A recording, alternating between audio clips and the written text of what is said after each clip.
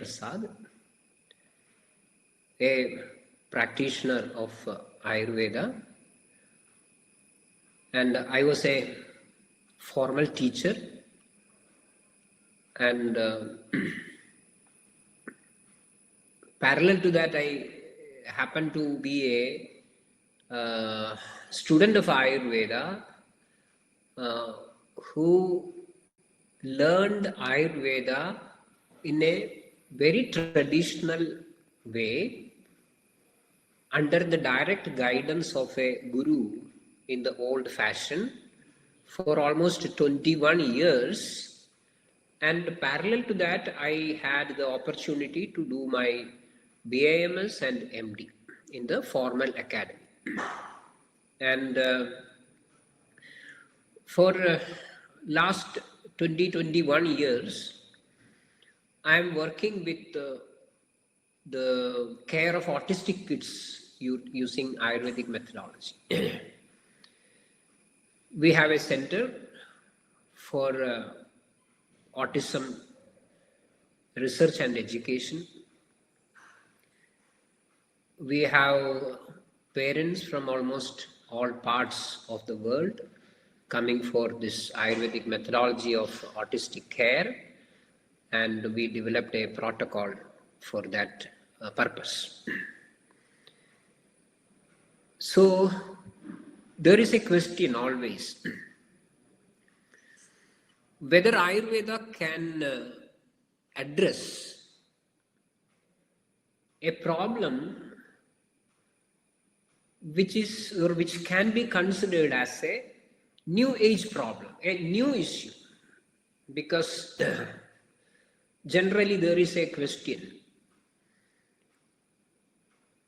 does Ayurveda explain autism spectrum disorder in the classics? It is not limited to autism spectrum disorder.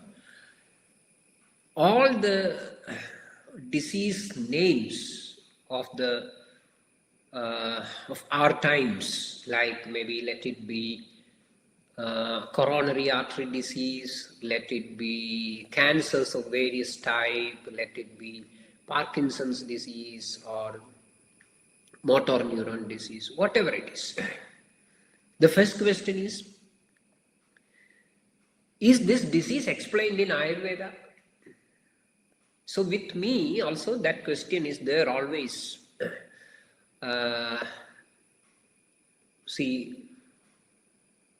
Always being aired, whether autism is explained in Ayurveda. So obviously there is a very tall issue. Is there all the diseases explained in a schematic way, in a systematic way, in the Ayurvedic classics, that can happen to human beings in the Trikala, in the past, present and future? And obviously the answer is no. So when we start working with these sort of new generation diseases, there are many questions. How do you develop the protocol for this sort of management? How do you approach these sort of diseases?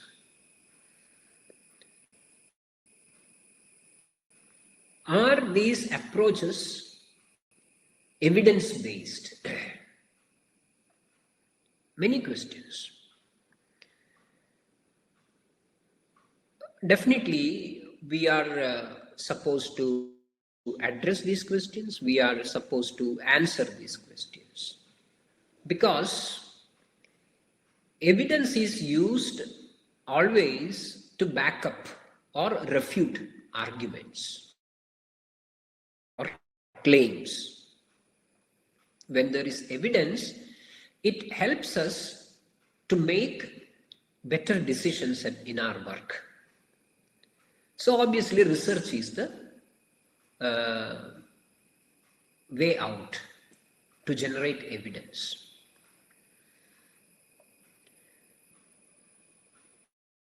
Research is an open field.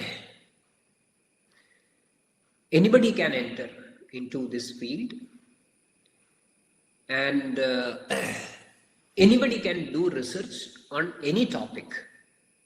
There are no restrictions for that. And new researches are done to generate more and more evidence about everything, about claims, or about arguments, about policy making, everything. And obviously, the evidence may be generated from any type of research, utilizing any type of research methodology. There are no restrictions for that. It all depends upon the purpose of the evidence. So, there is a question. Is Ayurveda familiar with this sort of an academic exercise of either agreeing a claim or accepting a claim or refuting a claim? Generally, we think that it is an art or science or practice of the modern world, especially the Western world. But that is a false notion. It is a very familiar method to Ayurvedic scholars. It is a regular practice in Ayurveda.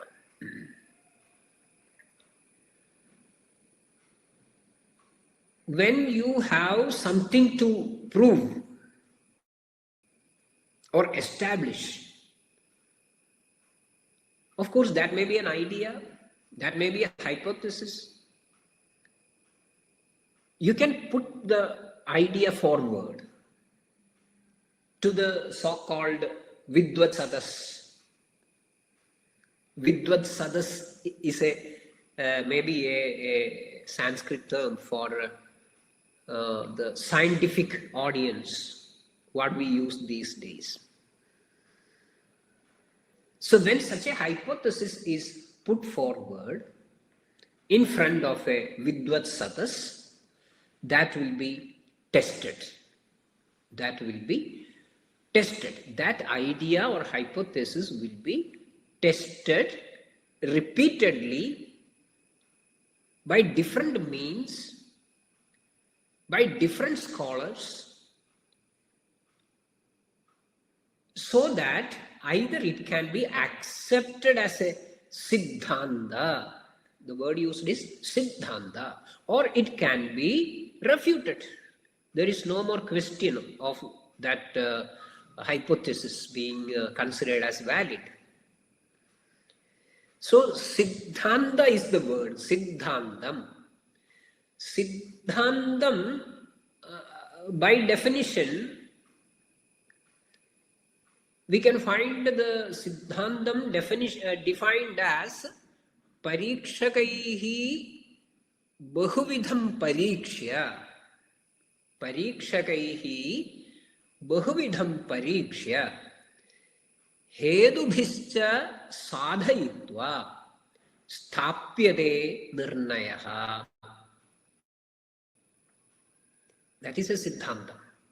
Siddhanto nama saha yaha parikshagaihi bahuvidham parikshya hedubhischa sadhayitva sthapyade nirnayaha.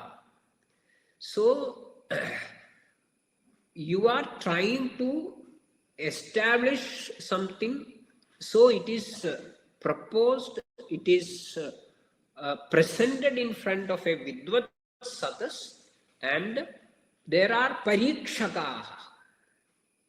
Parikshakaha, they test.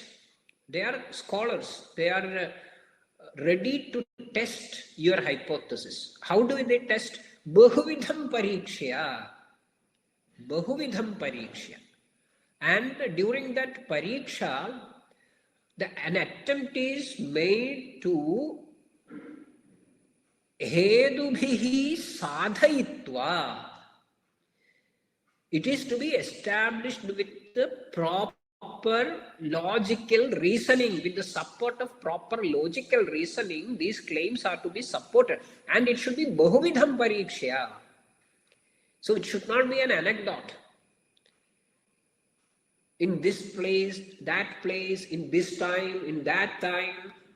So in various ways, this hypothesis is tested. And testing is a usual practice in the Oriental knowledge systems, in the Indian knowledge systems. Whenever there is a pradijna is made and it is tested repeatedly with the help of logical reasoning until a conclusion, a nirnayam is made out of it. Sthapyade nirnaya. So this is a regular practice which is there in Ayurveda. From the times of maybe Charaka or Sushruta or even far before their times.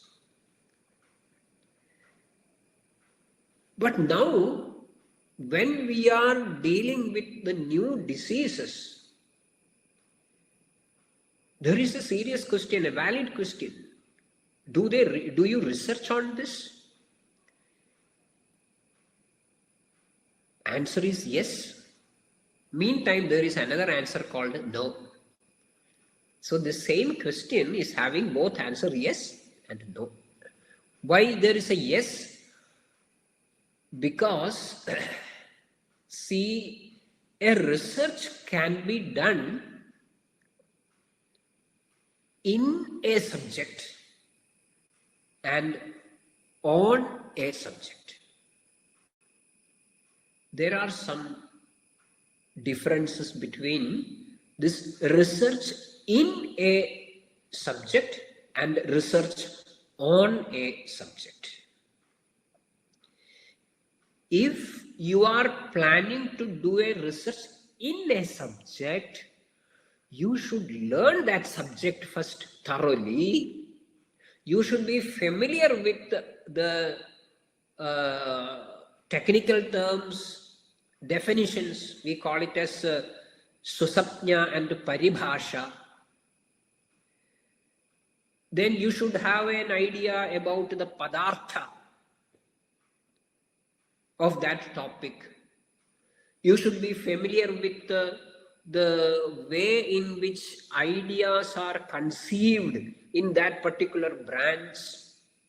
These are all very important because, see, every word is becoming meaningful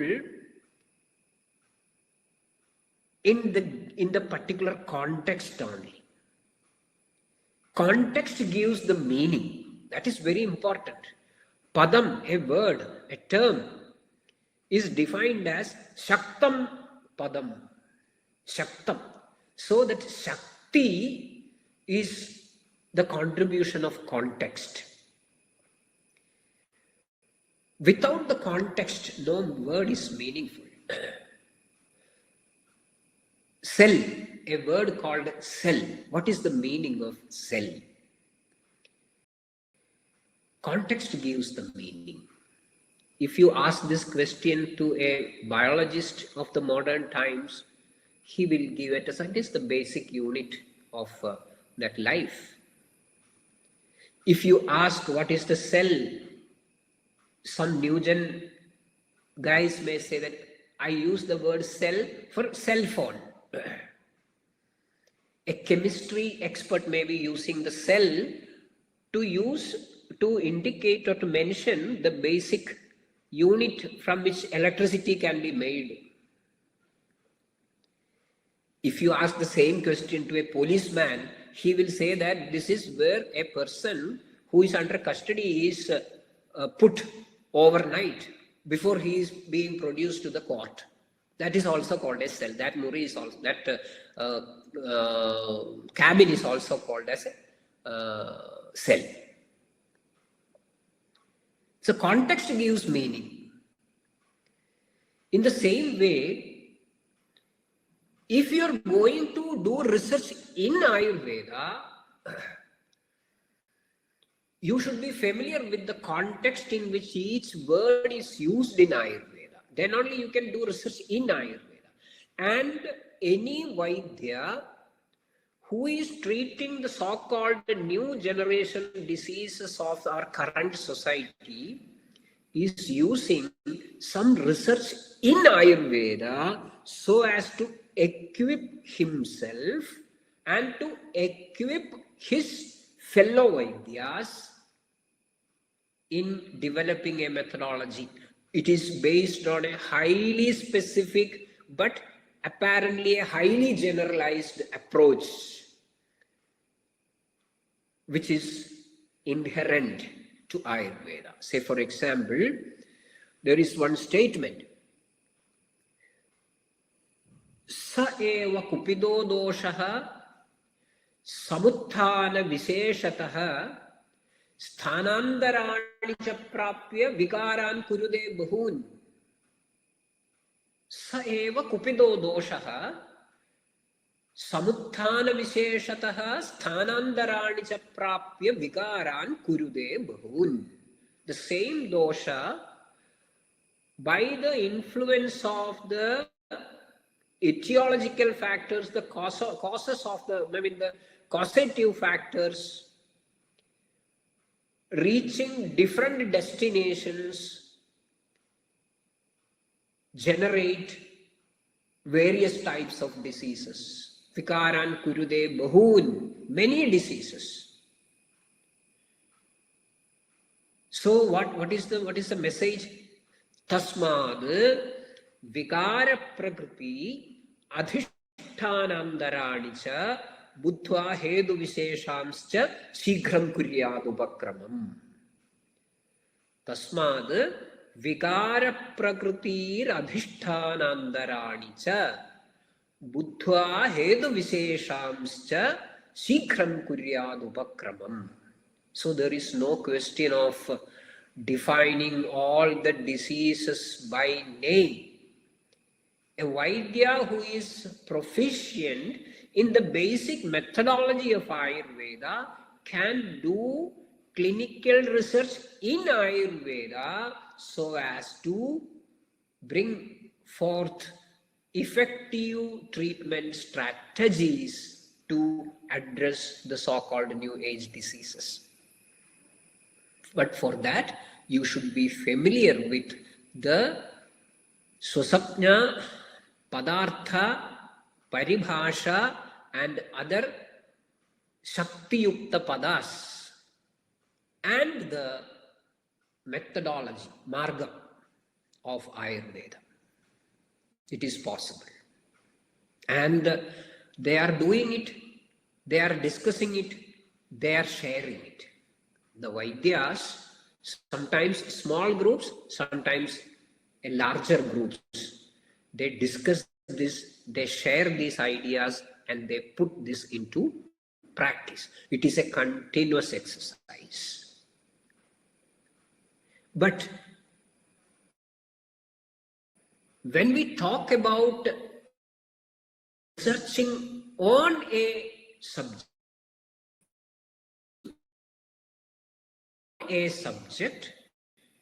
it is a different story. You are coming with your own strategies, your own tools, your own methodology to work on this resource.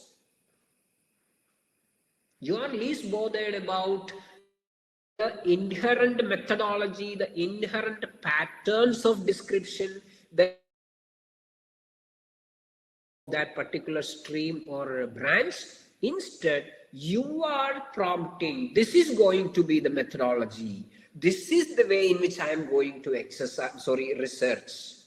I have my methodology. So I am going to validate your inputs. I am going to validate your system with my tools. That is researching on Ayurveda. There, Ayurveda is helpless. Ayurvedic Vaidyas are helpless. Very interestingly, the modern day research methods where evidence is generated is basically sponsored by the pharma companies, and they want to do research on all available resources, streams of knowledge, branches of information and wisdom existing on the earth in different civilizations, so that they can generate evidence on certain aspects of the available information and make products out of it which they can sell globally.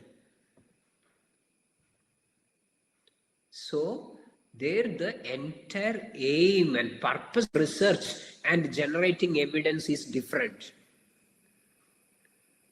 Let them do it, no problem. Those who are smart enough, let them do it. But I think Vaidyas are not the people, not the group of community who are supposed to play to their tunes.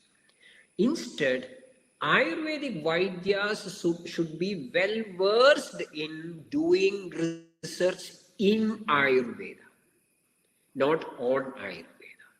That way, I think the clinical practice, the Bhaishajya Kalpana, the Dravya Guna Vijnana, all these areas are open for research. Intensive research is to be carried out.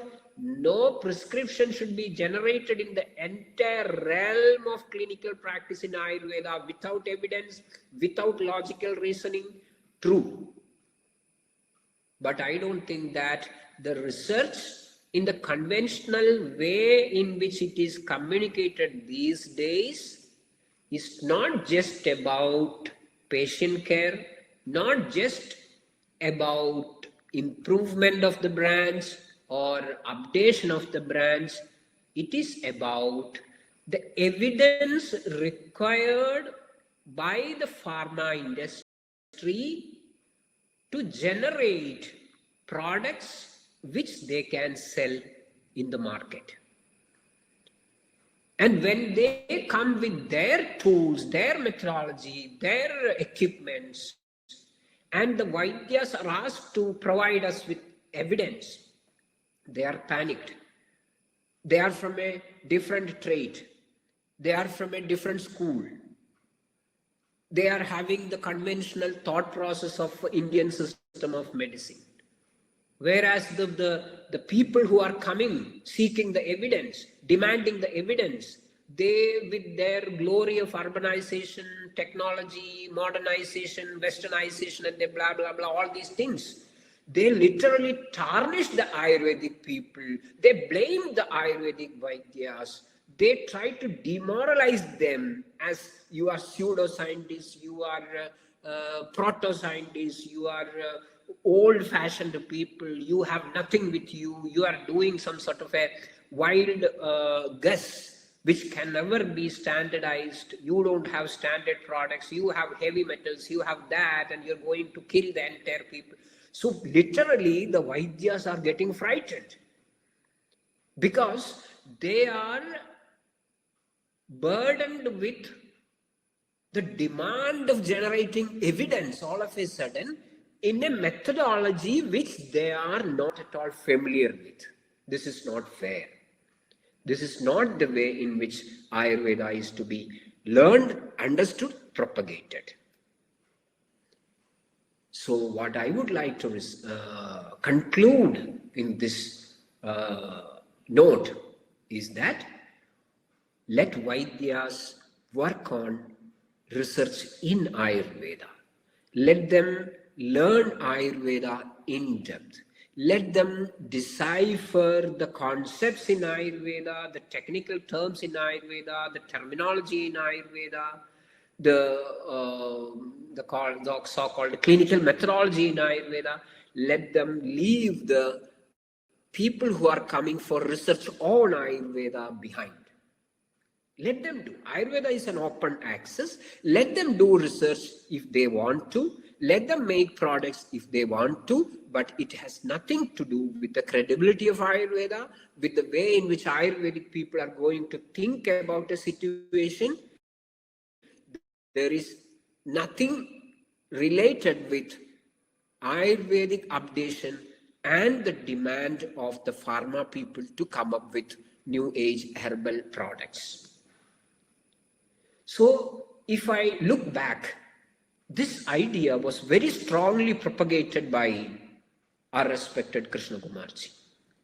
Krishna Kumarji kept the doors open for all sorts of technology, all sorts of modern updations of science and everything. But he insisted that we should work on our methodology. We should work on our style of thinking. And that style of thinking is not just about storytelling. It is about logical reasoning. It is about bringing up strong, applicable Siddhantas. So I would like to conclude that the responsibility that the Ayurvedic fraternity is supposed to take up is go for in-depth research in Ayurveda and come up with evidence so that the Vaidyas are empowered and the society at large is benefited with this traditional system of knowledge. Thank you.